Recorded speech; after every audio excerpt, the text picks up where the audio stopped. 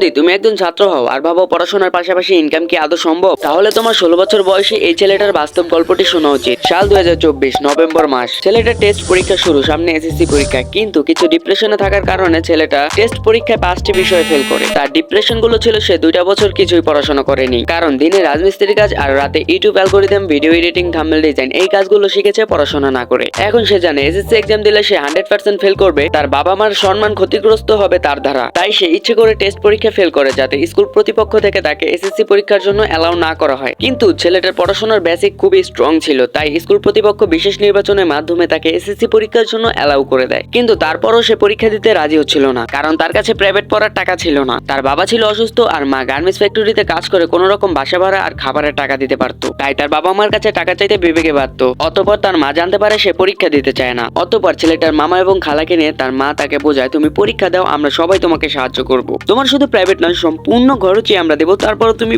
পরীক্ষা দাও। তারপর ছেলেটি রাজি হয়ে যায়, কিন্তু সে একটা প্রশ্নের উত্তর এখনো খুঁজে পায় না যে সে এসএসসি পরীক্ষার পর কি করবে। সে জানতো পাশ করুক অথবা ফেল, তাকে তার বাবা মা কাজে লাগিয়ে দিবে। কিন্তু সে অন্যদের কাজ করতে চায় না, আর ছোটবেলা থেকেই তার ইউটিউবার হওয়ার স্বপ্ন ছিল। তাই সে ভাবলো এখনই সঠিক সময়, আমি পড়াশোনাও করতে পারবো আবার ভিডিও বানাতে পারবো। তার আগের একটা ইউটিউব চ্যানেল খোলা ছিল, সেখানে সে ভিডিও আপলোড করা শুরু করে, পড়াশোনাও করতে থাকে, ভিডিও আপলোড করতে থাকে। 4 মাস পর ফাইনালি তার এসএসসি এক্সাম শুরু হয়। সে এসএসসি এক্সামের মধ্যেও কনসিস্টেন্সি ভিডিও আপলোড করতে থাকে। এক্সাম শেষে 2 মাস পর তার রেজাল্ট বের হয় এন্ড ফাইনালি তার গ্রামে সে প্রথম এবং স্কুলে দ্বিতীয় স্থান অর্জন করে। পরিবার, আত্মীয় স্বজন, সমাজের লোক সবাই খুশি, কিন্তু তার মনটা খারাপ। কেন জানেন? কারণ সে সিলভার প্লে বাটনের জন্য অ্যাপ্লাই করেছে, কিন্তু সেটা এখনো আসেনি। ফাইনালি 1 সপ্তাহ পর সুন্দরবন কুরিয়ার সার্ভিস থেকে একটা কল আসে আর বলে আপনার জন্য একটা পার্সেল এসেছে। সে তো মহা খুশি, সে সিলভার প্লে বাটনও পেয়ে গেল আর ভালো রেজাল্টও করলো। আর তার ইউটিউব থেকে মোটামুটি এতটুকু ইনকাম আসতো যে সে তার পড়ালেখা এবং নিজের খরচ চালিয়ে পরিবারকে ভালোই আর্থিকভাবে সাহায্য করতে পারতো। আসলে এই গল্পটা আর কারণ না, আমার নিজেরই ছিল। আর এখন আমি আমার বাবা মার কাছে প্রাউডের সন্তান। আর আমি চাই আমার অডিয়েন্স গুলো ও পড়াশোনার পাশাপাশি ইনকাম করে তার বাবা মার কাছে প্রাউডের সন্তান হয়ে উঠুক। তাই আমি আজকের ভিডিওটা বানাচ্ছি। এখন আমি পড়াশোনার পাশাপাশি ইনকাম করার 4টি মাধ্যম বলবো।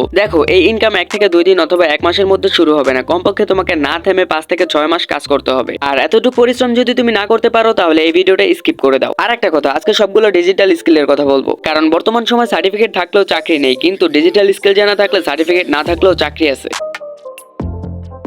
তুমি এর আগে ইনকাম রিলেটেড হয়তো আরো অনেক ভিডিও দেখেছো, সেগুলোর মধ্যে হয়তো কন্টেন্ট ক্রিয়েশনের কথা তুমি অনেকবার শুনেছো। কিন্তু সবাই তোমাকে ইউটিউবে কন্টেন্ট ক্রিয়েট করার কথা বলে, কিন্তু আমি তোমাকে বলবো কিভাবে কন্টেন্ট ক্রিয়েট করলে তুমি তাড়াতাড়ি ভাইরাল হতে পারবে। ইউটিউবে ভাইরাল হওয়ার জন্য 3টা টেকনিক খুবই কাজ করে। Number 1, unique idea. যেমন আমার আরসিসিক চ্যানেলের ভিডিওগুলো আমি যে সময় বানানো শুরু করছি ওই সময় খুব কম মানুষই এ ধরনের ভিডিও বানাতো, কিন্তু ইন্ডিয়া এই ধরনের ভিডিও ট্রেন্ডে ছিল। এই ধরনের ভিডিও ইন্ডিয়া ট্রেন্ডে থাকলে কি হবে, বাংলাদেশে তো এটা একটা ইউনিক আইডিয়া ছিল। তাই তোমরা বিদেশে ট্রেন্ডে থাকা যে কোনো কন্টেন্টকে বাংলাদেশে ইউনিক আইডিয়া হিসেবে চালিয়ে দিতে পারো। ভাইরাল হওয়ার পদ্ধতি নাম্বার 2, ফলো দ্য ট্রেন্ডিং। দেখো, বাংলাদেশের ট্রেন্ডকে ফলো করে ভিডিও বানাও। তোমরা একটু খেয়াল করলে দেখবে আমি আরসিসিক চ্যানেলে এখন যে ধরনের ভিডিও বানাই এগুলো এখন ট্রেন্ড হয়ে গেছে, কিন্তু তারপরও অনেকে এই ধরনের ভিডিও বানিয়ে খুব ভালো ফলাফল পাচ্ছে। অনেকে তো সিলভার প্লে বাটনও পেয়ে গেছে। তো ফলো দ্য ট্রেন্ড। ভাইরাল হওয়ার পদ্ধতি number 3, create contained in searchable topic. মানে এমন টপিকে ভিডিও বানাও যেগুলো মানুষ সার্চ করে দেখে, লাইক নির্দিষ্ট কোনো স্মার্টফোনের রিভিউ অথবা নির্দিষ্ট কোনো স্মার্টফোনের সমস্যা। আবার কোনো বিষয়ে তোমার কোনো দক্ষতা থাকলে সেটাও শেখাতে পারো। মনে রাখবে, এমন ভিডিও বানানোর চেষ্টা করবে যে ধরনের ভিডিও ইউটিউবে খুব কমই আছে এবং মানুষ অনেক বেশি সার্চ করে। আর ভিডিও বানানো যদি তোমার ভালো না লাগে তাহলে ভিডিও বানানোর পেছনের কাজগুলো তো করতেই পারো। এআই এর সাহায্যে ভিডিও এডিটিং। দেখো, এআই কখনো এডিটিং কে রিপ্লেস করতে পারবে না, কিন্তু যে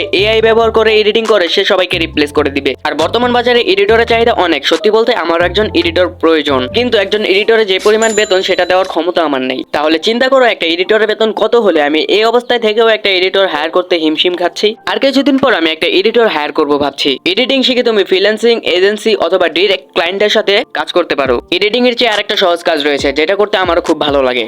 এআই এর সাহায্যে গ্রাফিক্স ডিজাইন। প্রত্যেকটা ইনফ্লুয়েন্সার, বড় বড় ইউটিউবার এবং বিজনেস ব্র্যান্ডগুলোর দরকার ভালো মানের গ্রাফিক্স ডিজাইনার। আগে ডিজাইন করতে ঘন্টার পর ঘন্টা সময় লাগতো, এখন শুধু আইডিয়া লাগে, কারণ ডিজাইন তো এআই করে দেয়। এইগুলো শেখার জন্য ইউটিউবে ফ্রি কন্টেন্টের অভাব নেই। এটা শিখে তুমি এজেন্সি নাকি ফ্রিল্যান্সিং নাকি ডাইরেক্ট ক্লায়েন্টদের সাথে কাজ করবে, এটা সম্পূর্ণ তোমার ইচ্ছা। আর যদি তোমার লেখালেখি করতে ভালো লাগে তাহলে 4 নাম্বার স্কিলটা তোমার জন্য best, content writing with AI. দেখো, বড় বড় ইউটিউবার, বিজনেসম্যান এবং অ্যাড মেকারদের হাতে এত সময় নেই যে তারা নিজেদের অ্যাড অথবা কন্টেন্টের স্ক্রিপ্ট নিজেরাই লিখবে। লিখবে। তাই তারা ভালো মানের স্ক্রিপ্ট রাইটার খুঁজছে, আর তাদেরকে ভালো স্ক্রিপ্ট প্রোভাইড করতে পারলে তারা যে কোনো অ্যামাউন্ট পে করতে প্রস্তুত। অনেকে ভাবে এটা তো এআই দিয়ে করা যায়, কিন্তু না, এআই শুধু স্ক্রিপ্ট লিখতে পারে কিন্তু সেটাতে ইমোশন অ্যাড করতে পারে না। দেখো, নাই মামার চেয়ে কানা মামা ভালো, বসে থাকার চেয়ে কিছু করা ভালো। মনে রাখবে, মানুষ কখনো হারে না, হয়তো জেতে নয়তো শেখে। ব্যর্থতা হচ্ছে সফলতার এক একটা সিঁড়ি, তুমি যত বেশি ব্যর্থ হবে তত বেশি সফলতার কাছে পৌঁছাবে। একটা জিনিস জানো, যে কখনো শুরুই করবে না সে কখনো ব্যর্থ হবে না, কিন্তু সে সফলতাও কোনোদিন পাবে না। তাই তুমি যে কোনো একটা স্কিল চয়েস করো এবং ইউটিউব দেখে সেটা শিখতে থাকো।